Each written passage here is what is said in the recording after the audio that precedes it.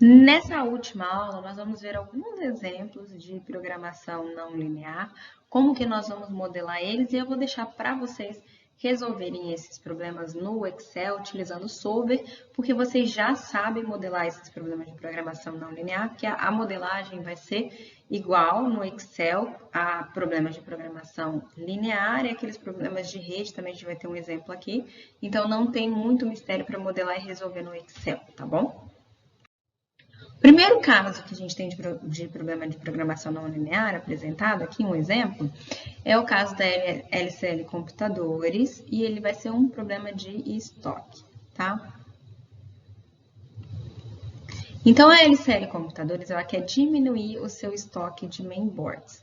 Sabendo-se que o custo unitário da mainboard é de R$50, o custo anual unitário de manutenção do meu estoque é R$20, e o custo unitário do pedido é de 10, encontre o lote econômico para atender uma demanda anual de 1.000 mainboards. Então, para resolver esse problema, vocês têm que aí recordar o conceito de lote econômico de compra, e aí existe uma fórmula para modelar isso, tá? Que vocês provavelmente já devem ter visto em PCP, acredito eu, tá bom?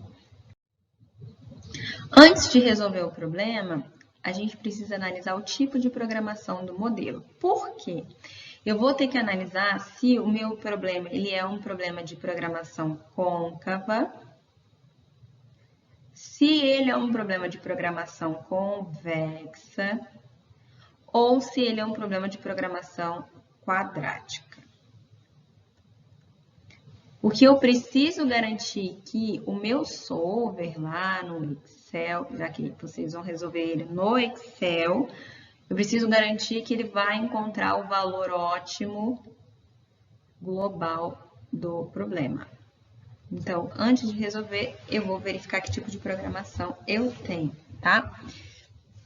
E aí, eu tenho que ver se o meu problema de programação não linear, ele pode ser classificado como um problema de programação convexa ou quadrática. Então, aqui eu só posso ver se ele é de convexa ou quadrática, uma vez que ele não pode ser de programação côncava por se tratar de uma minimização, tá? Então, aí, eu já eliminei aqui a programação côncava, né? E ele só vai poder ser de convexa ou quadrática. E a gente tem condições de afirmar que a solução ótima apresentada é o mínimo global da função de custo total anual, como dito anteriormente, tá? Então, bom, denominando a quantidade de unidades por pedido de Q, o problema ele pode ser modelado da seguinte forma. Essa modelagem aqui do problema, lembra lá que eu falei, é pela fórmula do lote econômico de compra. Então, eu quero minimizar meu custo total. Ele vai ser igual a 1.000 vezes, que é o meu pedido, né? Vezes 50 mais 1.000 divididos por Q, vezes 10, mais Q divididos por 2, vezes 20. Então, essa daqui é a minha função objetivo. Tá? E aí, aqui eu vou ter as restrições do problema. Eu só vou ter dois tipos de restrições. Primeiro, Q tem que ser maior ou igual que 1, que é a quantidade. E a outra restrição é que o Q é maior ou igual que 0, é uma restrição redundante, uma vez que eu não posso ter quantidades negativas, fazer um pedido de quantidades negativas, tá? Então, apesar do problema do lote econômico ele só apresentar restrições lineares, e aí, nesse caso, eu vou ter um conjunto de soluções viáveis como sendo um conjunto convexo, a minha função objetivo do custo total anual não é uma função quadrática. E aí, nesse caso, o meu modelo também não é um modelo de programação quadrático. Aí eu tenho que analisar o quê? Então, eu vou analisar se o modelo ele é um modelo de programação convexa, tá? Se a gente como a gente já verificou que as restrições elas formam um conjunto convexo, eu só tenho que saber se a minha função objetivo ela é uma função convexa. E como é que eu vou fazer isso? Eu vou fazer isso por meio da análise da derivada. Se a derivada segunda for ou maior ou igual que zero ou maior do que zero, eu vou garantir que é uma função convexa, tá bom? E aí, como a função objetiva ela apresenta somente a variável de decisão Q, a convexidade da função ela vai ser dada pela análise da sua segunda derivada. Então, a função objetiva e as suas derivadas de primeira e segunda ordem, elas são as seguintes. Então, tá aqui a minha função objetivo, que eu já tinha apresentado para vocês, né? E aí eu vou ter a derivada de primeira ordem, que ela vai ser igual a menos 10.000 divididos por q ao quadrado mais 10. E a derivada de segunda ordem vai ser 20.000 divididos por q ao cubo, tá? Então, aí, considerando que nesse caso, o q, aqui, né, nesse caso aqui, o Q, ele só pode assumir valores positivos, porque eu não posso ter um lote com quantidade negativa zero. A derivada segunda da função, ela vai ser sempre, ó, como eu sempre vou ter valores positivos para Q, então isso aqui vai ser sempre um valor positivo. Logo, a minha função, ela é estritamente convexa no seu domínio, tá? Então, essa função aqui, ela vai ser estritamente convexa, uma vez que essa derivada aqui, ela é maior do que zero, tá? E aí, ao comprovar que o problema de minimização do custo total, ele é um modelo de programação convexa, então eu sei, né, que a solução que meu solver encontrar vai ser a solução, né, no caso, o solver ele vai encontrar o ótimo global, tá? E isso é muito importante. Um outro exemplo que a gente tem é o caso LCL telefonia celular. Isso aqui vai ser um problema de localização, tá? Então, o gerente de projetos da LCL telefonia celular, ele tem que localizar uma antena de retransmissão para atender 3 localidades na Baixada Fluminense, no Rio de Janeiro. Então, por problemas técnicos, a antena não pode estar a mais de 10 quilômetros do centro de cada cidade. E isso aqui vai ser uma restrição do meu problema, tá? Considerando as localizações relativas abaixo, então determine o melhor posicionamento para a torre. Então, aqui estão as localidades, Nova Iguaçu, Queimados e Duque de Caxias. E aí eu tenho os meus pares ordenados no eixo X e Y. Então, aqui, menos 5, tá? Então, menos 5 vai estar para cá. Eu vou mostrar na próxima figura para vocês. Menos 5 e 10, Queimados 2 e 1, Duque de Caxias 10 e 5. Então, essas localidades, elas estão aqui, tá? Então, Nova Iguaçu tá aqui, Queimados aqui e Duque de Caxias aqui. Eu preciso achar onde eu vou localizar a minha torre, considerando que a distância máxima, né, entre a torre e as localidades é de 10 quilômetros. Então, para resolver esse problema, eu vou usar aquela fórmula da distância entre 2 pontos, que vocês vão ver a seguir. Tá? E aí, quais são as variáveis de decisão do nosso problema? Então, eu vou ter aqui x e y. Então, x e y vai representar a x, né, no caso aqui, vai representar a coordenada no eixo x, tá? Aqui no eixo x, da torre de transmissão, e o y vai ser a coordenada no eixo y da minha torre de transmissão. Então, são essas duas variáveis de transmissão. A minha função objetiva vai ser o quê? Vai ser minimizar, então, a distância entre esses pontos, entre as localidades que eu tenho e a minha torre de transmissão.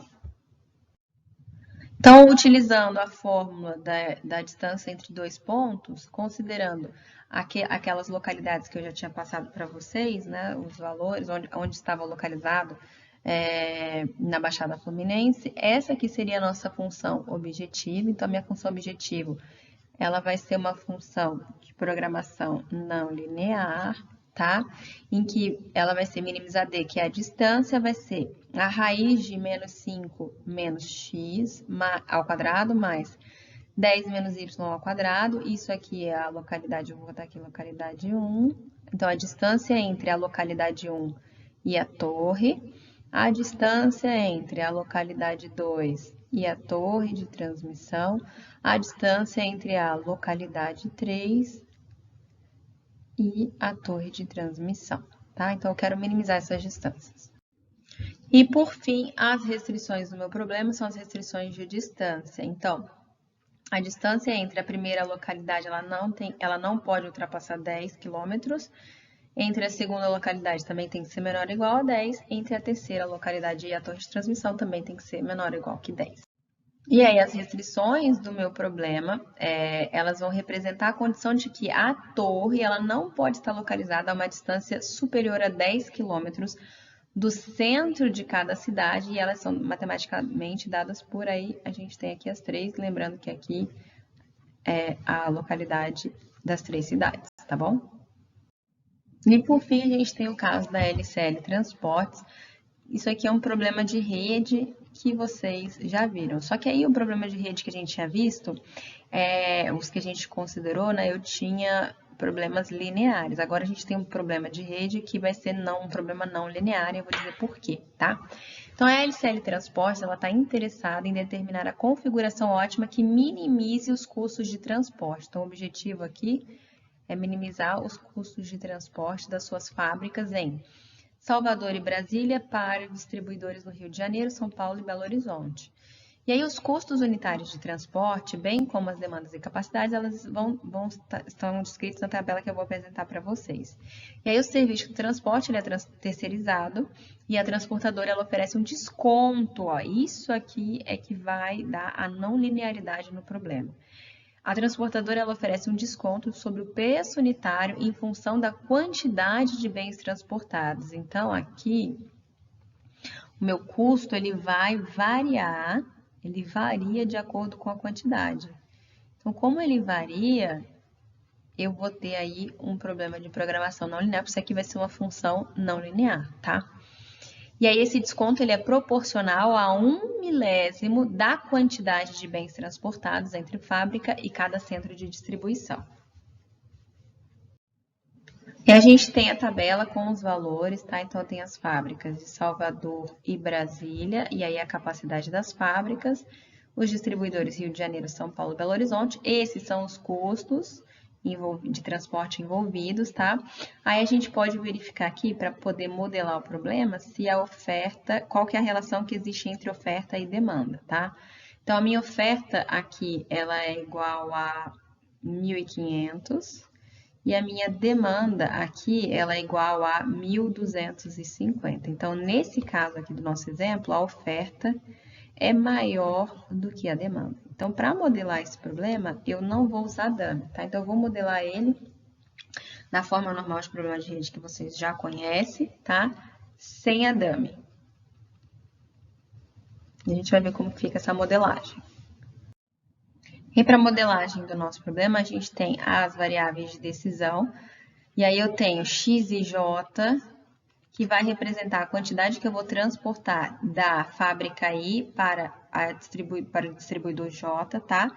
E a minha função objetivo, ela vai ser minimizar o C aqui, ou o Z, tá? Que vai ser o somatório duplo de C e J, e esse aqui é o meu custo variável.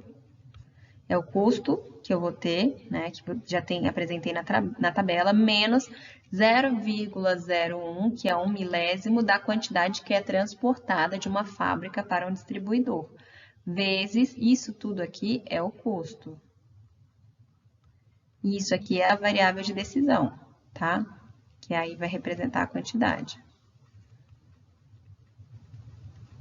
E como é que vai ficar, então, essa função objetiva? A função objetiva ela vai ser a minimização da multiplicação dos custos finais de transporte. Então, é o custo de transporte unitário menos o desconto que eu dou pela quantidade que é enviada, tá? Pelas respectivas quantidades transportadas de cada fábrica I para cada distribuidor J. Então, vai ficar assim, tá? Então, essa aqui é a minha função objetivo.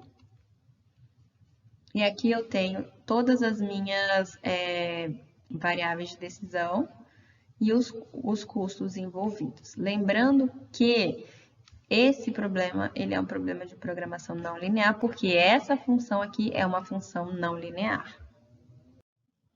E aí, como a gente viu que a oferta é maior do que a demanda, e aí e também que eu sei que as fábricas não podem produzir mais do que as suas capacidades, mas as demandas elas precisam ser totalmente atendidas, eu vou ter dois tipos de restrições. Então, para as minhas restrições de oferta, eu vou ter restrições do tipo menor ou igual, e as de demanda vão ser de igualdade. Então, elas vão ficar assim, tá? Então, eu tenho duas restrições de oferta aqui, em relação à capacidade da fábrica de Salvador e a capacidade da fábrica de Brasília, então são restrições do tipo menor ou igual, e as 3 restrições de demanda para cada um dos distribuidores, e elas são restrições de igualdade, tá bom? Então, mais uma vez, como eu falei para vocês, eu vou deixar para vocês resolverem esses 3 exemplos no Excel, vocês já sabem fazer essa modelagem, ela tá aqui também, é só utilizar o Solver, tá bom, gente? E é isso.